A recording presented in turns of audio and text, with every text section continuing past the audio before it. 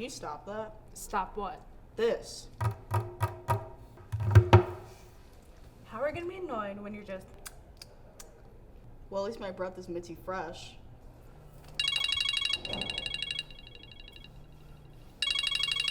A call from Sam? You know that he's been my crush.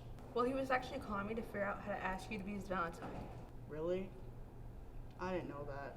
I'm sorry, Felicia. It's alright. Even though we argue and dislike things about each other, I cherish our unique friendship. Even though we know each other, I'm glad you're looking out for me.